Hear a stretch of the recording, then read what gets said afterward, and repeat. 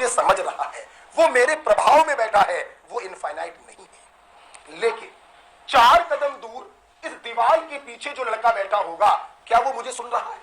क्या वो मेरे प्रभाव में है? मेरे लिए वो इनफाइनाइट है। जबकि दूरी के मामले में ये दूरी कम है, वो दूरी ज्यादा। तो ये हिंदी नहीं है, ये साइंस है। साइंस कहती है जहां पे मेरा प्रभाव खत्म हो जाए, मेरे लिए वो दूरी इनफाइनाइट है। क्लियर हुआ? उसी प्रकार से तुमने बोला वॉल्यूम बढ़ाते बढ़ाते इनफाइनाइट कर दिया, तो इनफाइनाइट का मतलब ये थोड़ी ना है कि समुद्र भर के पानी डाल दिया या तालाब भर के पानी डाल दिया, नहीं। इसको भी फील करेंगे। एक चम्मच शक्कर की ली, उसको 1 कटोरी के पानी में घोला, पियो, अच्छा खासा मीठा लगेगा। लेकिन यही 1 चम्मच छत पर जो पानी की टंकी रखी रहती है 500 लीटर की, उसमें शक्कर घोलाओ, अब पियो, मीठा लगेगा? मतलब प्रभाव क्या हो गया? खत्म। Yes, this is the infinite dilution. Even मैंने पानी की टंकी बहुत ज्यादा ही बोल दिया। आप बाल्टी में भी अगर डालते हैं तो भी बाल्टी में मिठास नहीं आएगी। ये शक्कर बाल्टी भर के पानी में जब डालोगे तो ये ऐसे बिहेव करेगा जैसे ये शरबत ना होकर प्योर सॉल्वेंट हो। Yes, this is the infinite dilution. जहां पे सॉल्यूशन सॉल्वेंट की तरह बिहेव करने लगा, this is the infinite dilution. हमें तालाब भर के पानी नहीं डालना है, ना समुद्र भर के पानी डालना। फीलिंग आ रही है थोड़ी? क्लियर हुआ पॉइंट? तो हमारे बच्चों ने देखा कि जैसे जैसे किसी वीक इलेक्ट्रोलाइट में पानी डालते हैं, उसका डाइल्यूशन बढ़ाते हैं, उसकी कंसंट्रेशन कम होती जाती है और डिग्री ऑफ आयोनाइजेशन बढ़ता जाता है। और इनफाइनाइट डाइल्यूशन पर it work like a strong electro. This is called Ostwald dilution law. Feel किया कि नहीं किया? फील किया? लिखेंगे इसको। क्या यहां तक लिख लिया आप लोगों ने? यहां तक लिखिए, फिर नीचे लिखेंगे इसी के नीचे। Thus, on increasing dilution,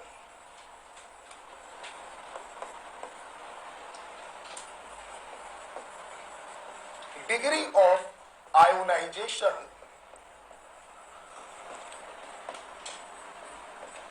increases.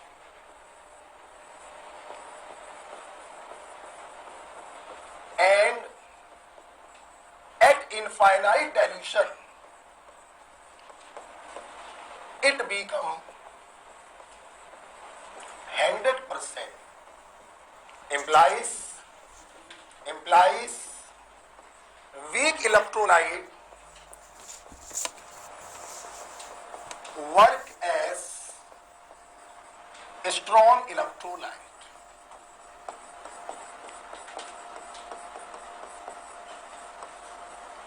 Implies weak electrolyte work as a strong electrolyte.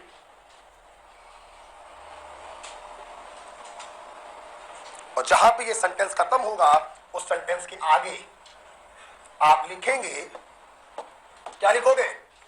Ostwald dilution law.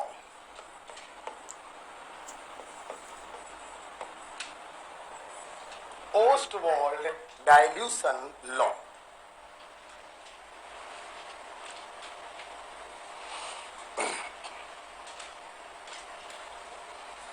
ठीक है बेटा? इसी को बच्चों कहते हैं ओस्टवाल्ड डाइल्यूशन लॉ। ये कुछ भी बेटा याद नहीं करना है, ये बात ध्यान रखिएगा। याद मैंने अभी तक सिर्फ एक पॉइंट करवाया है कि 1:1 के लिए K बराबर C अल्फा स्क्वायर और आयन की कंसंट्रेशन बराबर C अल्फा या √K इंटू C। ओके बेटा? नेक्स्ट पॉइंट बच्चों, पूरा फार्मूला क्या होता है? C alpha square upon 1 minus, तुम लोगों ने 1 के रेस्पेक्ट में अल्फा को इग्नोर कर दिया है। ठीक है? इतना पॉइंट क्लियर हो गया? अच्छा, जब मैं ओस्टवाल्ड डाइल्यूशन लॉ को इस प्रकार से पढ़ा देता हूं तो यहीं पर मैं एक अगला पॉइंट लिखवाना चाहूंगा, इसको हटाऊंगा। आप लोगों ने एक चीज फील किया, कोई हेडिंग नहीं पड़ी, चालू हुआ था खेल सब्सटेंस से। देख रहा हूं, इलेक्ट्रोलाइट, नॉन इलेक्ट्रोलाइट। इलेक्ट्रोलाइट में स्ट्रॉन्ग और वीक को पकड़ते चले जा रहे हैं और कैसे हम ओस्टवाल्ड डाइल्यूशन तक पहुंच गए। कोई हेडिंग सेटिंग बीच में नहीं आई।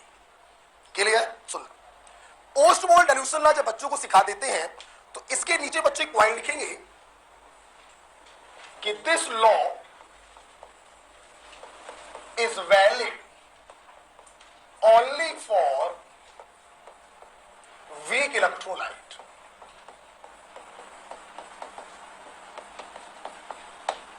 This law is valid only for weak electrolyte. ये स्ट्रॉन्ग पे नहीं लगता। क्यों नहीं लगता? अबे स्ट्रॉन्ग में तो कोई इक्विलिब्रियम ही नहीं होता, और जब कोई इक्विलिब्रियम ही नहीं है तो वहां पे डाइल्यूशन लॉ काहे बात कर। ये तो हो गया वर्बली। अब मैं इस पॉइंट को वर्बली नहीं मैथमेटिकली एक्सप्लेन करना चाहूंगा। वर्बली तो हो गया, स्ट्रॉन्ग इलेक्ट्रोलाइट में इक्विलिब्रियम ही नहीं है, और जब इक्विलिब्रियम ही नहीं होगा तो काहे बात का के, काहे बात का ओस्टरवॉल्ड डाइल्यूशन लॉ। अब मैं इसी चीज को मैथमेटिकली एक्सप्लेन करूंगा। देखिए मैथमेटिकली आप लोगों ने अभी अभी पढ़ा ए बराबर c alpha square upon 1 minus alpha for 1:2। बच्चे सोच रहे होंगे गुरुजी आपकी बार आपने पूरा फार्मूला लिख दिया, क्या चक्कर है? चक्कर क्या है बे? तुमने स्ट्रॉन्ग इलेक्ट्रोलाइट को ध्यान में रख के लिखा है फार्मूला। तो स्ट्रॉन्ग के लिए अल्फा की वैल्यू क्या होती है? 1। क्या उसको 1 के रेफरेंस में छोड़ दोगे क्या? नहीं, ऐसे पूरा लिखा। आप देख लो स्ट्रॉन्ग इलेक्ट्रोलाइट के लिए अल्फा की वैल्यू क्या होती है? 1। 1 में से 1 गया और समथिंग अपॉन 0। कहने का मतलब अगर ये फार्मूला स्ट्रॉन्ग इलेक्ट्रोलाइट पे लगाया जिसके लिए अल्फा की वैल्यू 1 होती है, के की वैल्यू आएगी इनफाइनाइट, जो कभी भी पॉसिबल नहीं। मैंने मैथमेटिकली भी प्रूफ किया कि अगर ये फार्मूला, ये ओस्टरवॉल्ड डाइल्यूशन लॉ आपने स्ट्रॉन्ग इलेक्ट्रोलाइट पर लगाया तो अल्फा की जगह रखना पड़ेगा 1 और something upon 1 equal to infinite, जो संभव है। Yes, for strong electrolyte alpha is equal to 1, hence K become, बोलो बच्चों, infinite, which is not possible.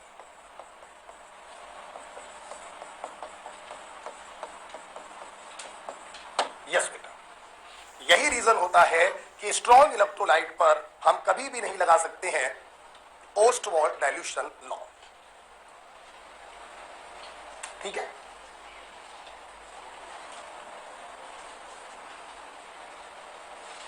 Okay बेटा।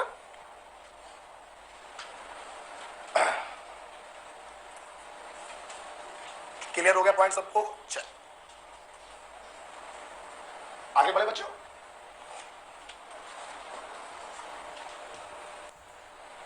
तो अब हम लोग पढ़ने जा रहे हैं कॉमन आयन इफेक्ट।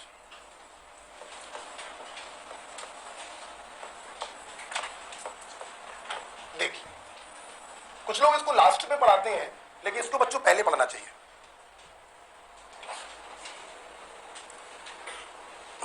अभी तक की पूरी थ्योरी क्लियर हो गई? क्लियर होगी थ्योरी? चल, ये कॉमन आयन इफेक्ट क्या है, इसको सीखने से पहले हम इसकी लैंग्वेज लिखवाना चाहेंगे। लिखिए, degree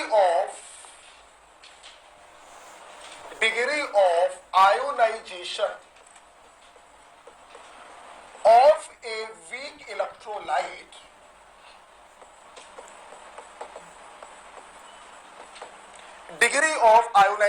of a weak electrolyte decreases in presence of a strong electrolyte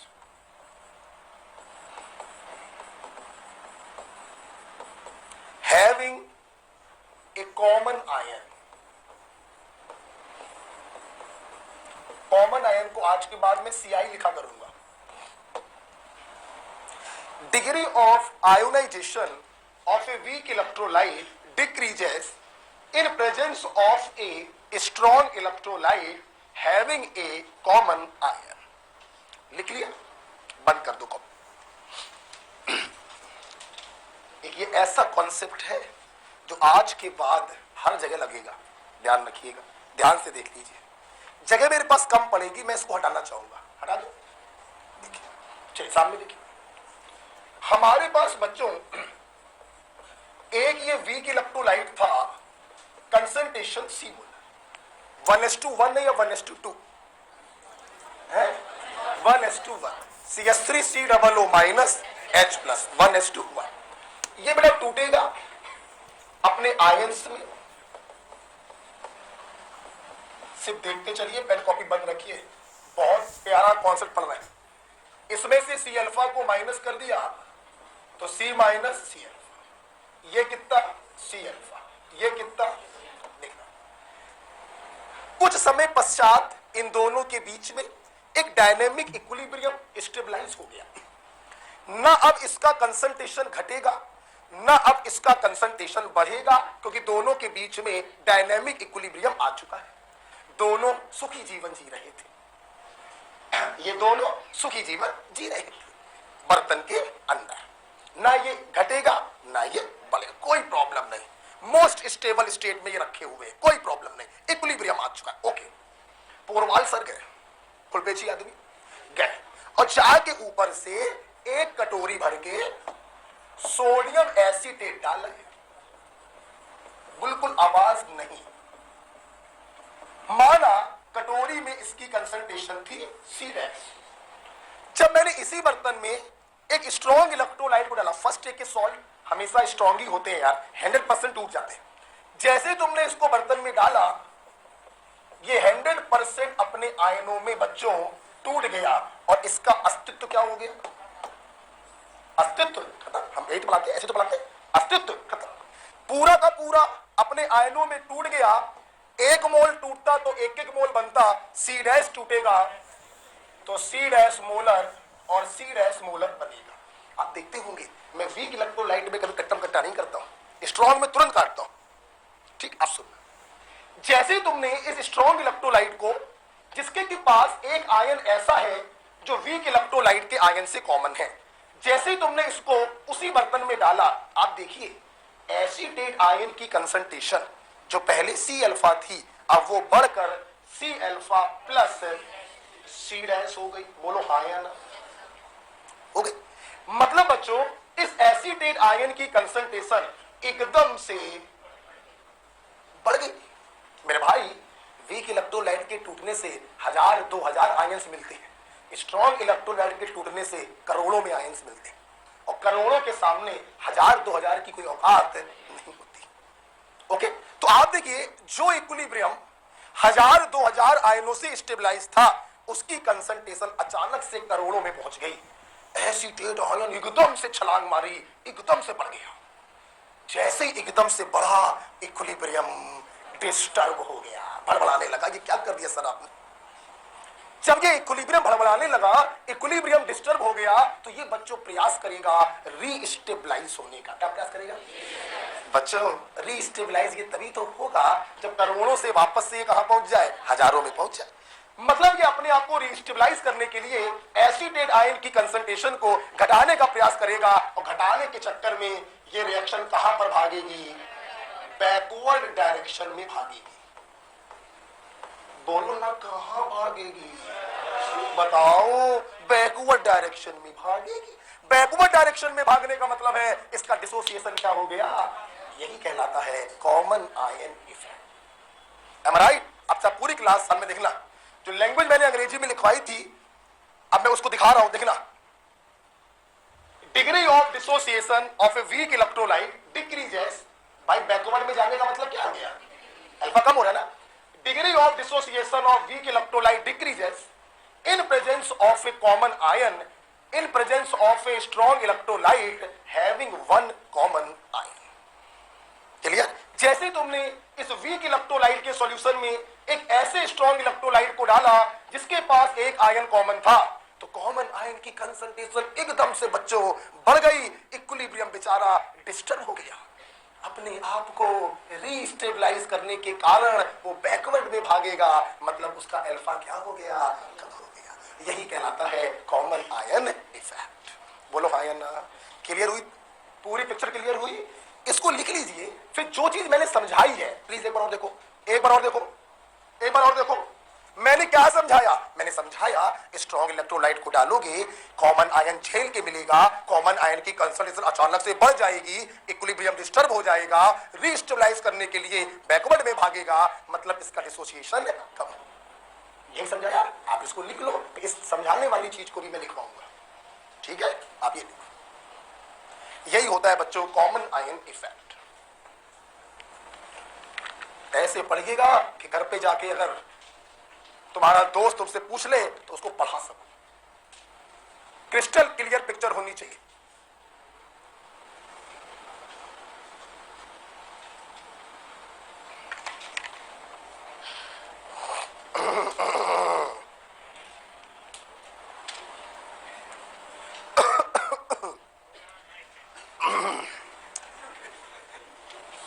अबे गला भर आता है, समझे?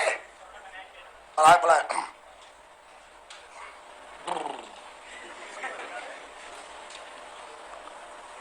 मस्ती करते रहो, सिलेक्शन तो हो ही जाएगा, आज नहीं तो कल। ठीक है मेरे भाई, बहुत प्यारा कॉन्सेप्ट है, कॉमन है, ध्यान रखना। हर जगह लगाऊंगा इसको, पीएच में तो लगाऊंगा, बफर में तो लगाऊंगा, हर जगह लगाऊंगा, सॉल्युबिलिटी प्रोडक्ट में तो लगाऊंगा मैं इसको। ठीक है,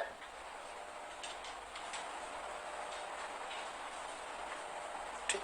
तो बच्चों ये जो मैंने यहां पे आपको सिखाया है, क्या मैं इसको लैंग्वेज के रूप में लिखवा दूं? लिखवाओ, हटा बेटा इसको। तो लैंग्वेज के रूप में मैं इसको लिखवा दे रहा हूं, लिखिए एस। मैं इसी एग्जांपल को ध्यान में रख के लिखवा रहा हूं लैंग्वेज, ठीक है? तो एस स्ट्रॉन्ग इलेक्ट्रोलाइट, तुमने क्या डाला है बोलो?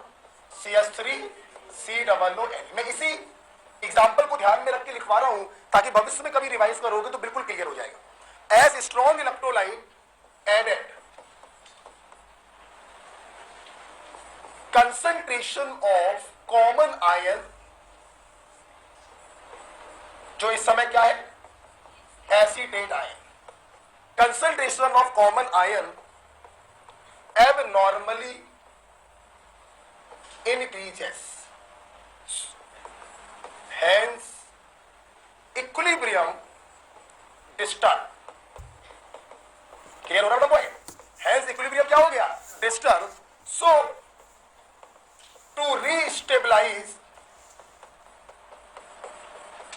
equilibrium, reaction shifted in backward direction,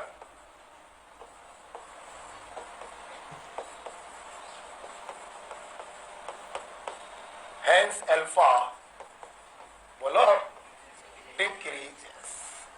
जो कहानी मैंने आपको सुनाई उस कहानी को लैंग्वेज के रूप में मैंने लिखवा दिया। ओके बेटा? अब जो लोग मुझसे पढ़ रहे हैं ऑफलाइन या ऑनलाइन, सभी लोग इस कहानी को पढ़ें और अपने मन में पिक्चर चलाएं जो ये थी। इस पिक्चर को अपने मन में चलाना है, उस सेंटेंस को पढ़ के चलाओ, बोलो, फील करो। एस पढ़ गए, strong electrolyte added, concentration of common ion एकदम से पढ़ गया, इक्विलिब्रियम रीस्टेबलाइज होने के लिए कहां भागेगा? और बैकवर्ड में भागने का मतलब अल्फा क्या हो गया? बोलो बच्चों, हां या ना? बड़ा क्लियर हो गया? अच्छा बेटा, जब ये कॉमन आयन मैं अपने बच्चों को समझा देता हूं तो यहां पर मैं एक निष्कर्ष लिखवाता हूं। लिखिए, देखिए 10 ड्यू टू कॉमन आयन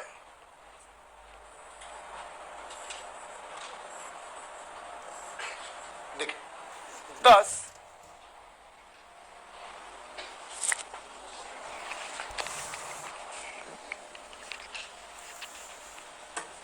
उसको बुलाना जरा, है नहीं?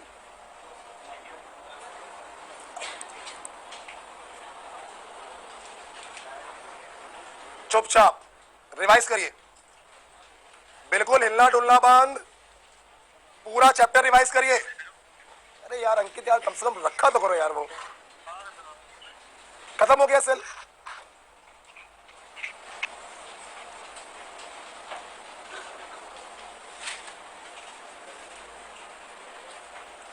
पूरा चैप्टर रिवाइज हो जाना चाहिए।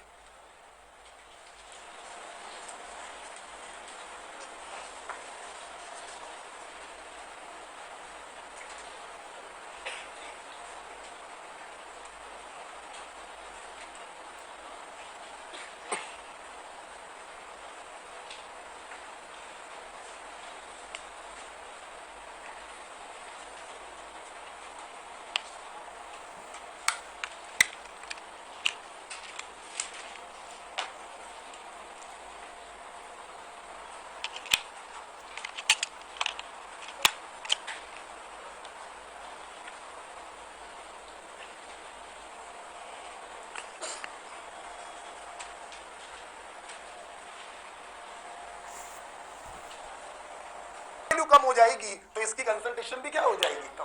कहने का मतलब due to common ion other ion का कंसंट्रेशन बच्चों क्या हो जाता है, कम।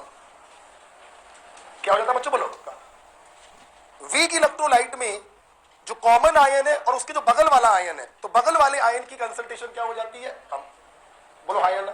अच्छा, तीसरा पॉइंट जगह नहीं है, मैं यहां लिख रहा हूं, इक्विलिब्रियम, सॉरी ऐसे लिखो, no effect on equilibrium constants. Common ion के कारण इक्विलिब्रियम कांस्टेंटों पे बच्चों कोई फर्क नहीं पड़ता। इक्विलिब्रियम कांस्टेंट जैसे देखो के ए, के बी, अगली क्लास में पढ़ोगे के डब्ल्यू, और इस चैप्टर की लास्ट में पढ़ोगे के एस पी। इन सब कांस्टेंटों पर कॉमन आयन का कोई प्रभाव नहीं पड़ता, क्योंकि ये सारे कांस्टेंट बच्चों टेम्परेचर डिपेंडेंट होते हैं, इनका कॉमन आयन से कोई फर्क नहीं पड़ता। Okay, next. बेटा एक बात बताइए, ये सब थीम आपको यहां पे आ रही है ना, दिमाग तो क्लियर हो रहा है बेटा। अच्छा, ये टेम्परेचर डिपेंडेंट होते हैं तभी तो इनको कांस्टेंट कहते हैं, तो कॉमन आयन का इन पर कोई फर्क नहीं पड़ता। अच्छा बेटा सुनना, अगर बच्चों हम आपसे पूछें कि जिस बर्तन में कॉमन आयन इफेक्ट चल रहा है,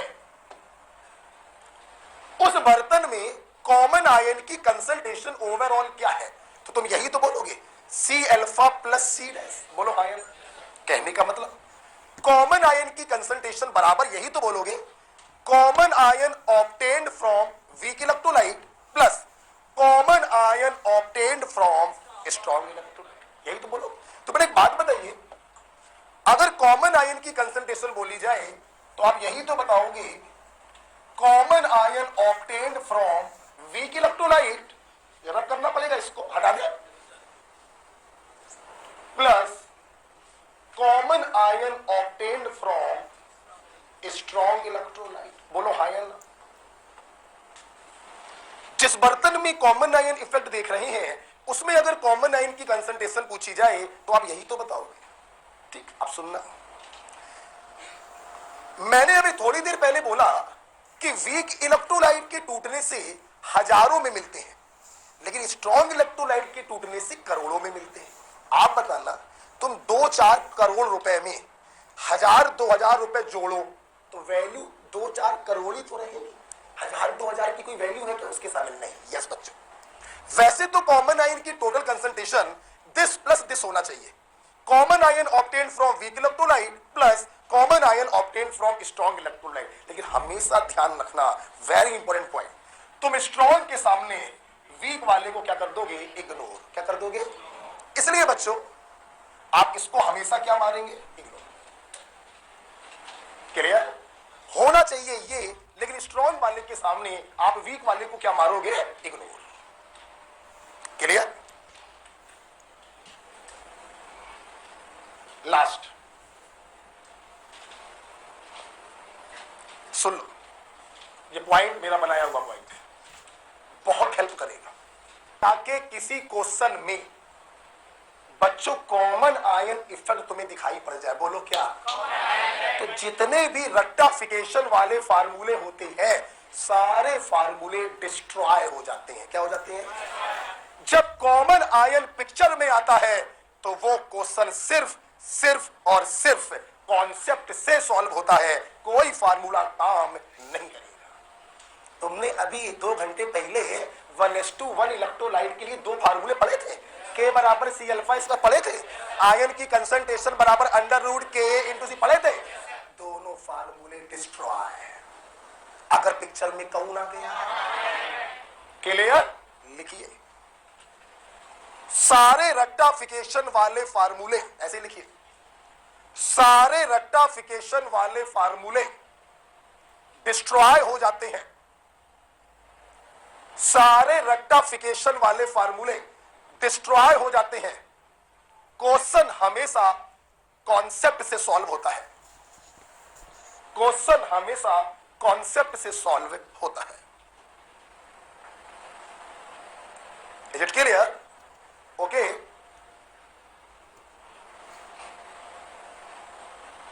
क्लियर है बेटा? पक्का?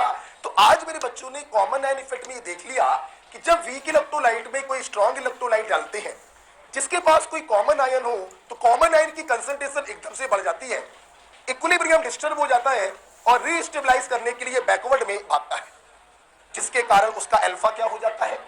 बच्चे देखो, जब अल्फा कम हो गया तो दूसरे आयन की कंसंट्रेशन भी कम, क्योंकि दूसरा आयन तो उसके टूटने से मिल रहा था, कम हो गया।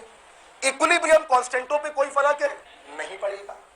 कॉमन आयन की कंसंट्रेशन वैसे तो होनी चाहिए common ion from weak electrolyte plus common ion from strong electrolyte, लेकिन आप वीक वाले को क्या कर दोगे? इग्नोर कर दोगे। और लास्ट पॉइंट क्या बोला? सारे रेक्टिफिकेशन फार्मूले डिस्ट्रॉय हो जाते हैं, क्वेश्चन हमेशा कॉन्सेप्ट से सॉल्व होता है बेटा।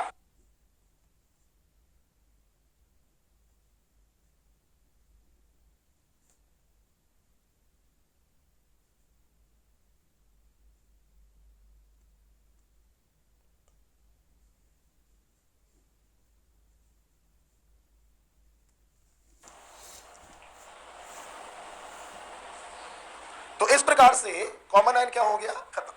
इस कॉमन आयन पर हम दो क्वेश्चन कराते हैं जो इस लास्ट वाले पॉइंट को बड़े अच्छे से आपको क्लियर करेंगे, ठीक है? जो हम लोग करेंगे कल इन दो क्वेश्चनों के बाद हम लोग पढ़ेंगे एक बड़ा प्यारा कॉन्सेप्ट है, दैट इज पीएच। क्या पढ़ेंगे? क्लियर है? चलो जाओ।